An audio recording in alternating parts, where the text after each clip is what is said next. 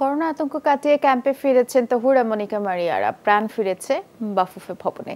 আবারও ফুটবল পায়ে মাঠ তাপাবেন, তাই বাড়তি খুশি নারী ফুটবলারদের। তবে তাদের ফিটনেস ফেরানো কি বড় চ্যালেঞ্জ মানছেন কোচ গোলাম রব্বানী ছোটন।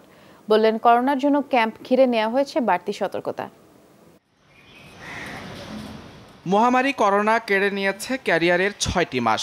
দীর্ঘদিন পর ক্যাম্পে ফিরে তাই আনন্দের সীমা নেই মনিকা তহুরাদের। সামনে ব্যস্ত সূচি, বয়সভিত্তিক বিভিন্ন আসরের প্রস্তুতি, সাথে অসমাপ্ত নারী লিগে অংশ নেয়ার তাড়া।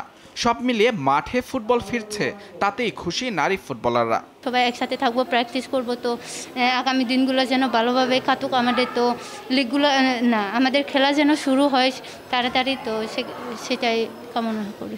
আজকে অনেক দিন পর আসছি, অনেক এক্সাইটেড লাগছে, সবার সাথে দেখা হচ্ছে অনেক দিন পরে।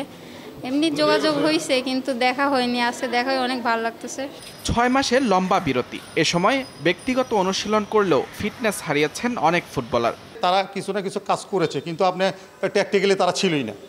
টেকনিক্যালি রানিং তারা যে শিডিউল দেওয়া হয়েছে রানিং করছে, টেকনিক্যাল করছে, কিন্তু আপনি যখন কাছে থাকবেন আর কাছে থাকবেন না, তো অবশ্যই ডিফারেন্স তো এটা থাকবে।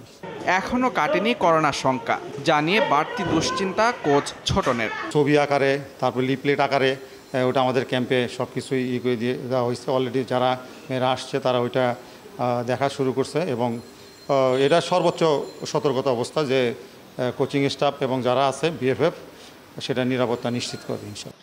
আগামী নভেম্বরে শুরু হবে করোনায় স্থগিত হওয়া নারী football league. Mujrebin Tarek, Jamuna sports, Dhaka.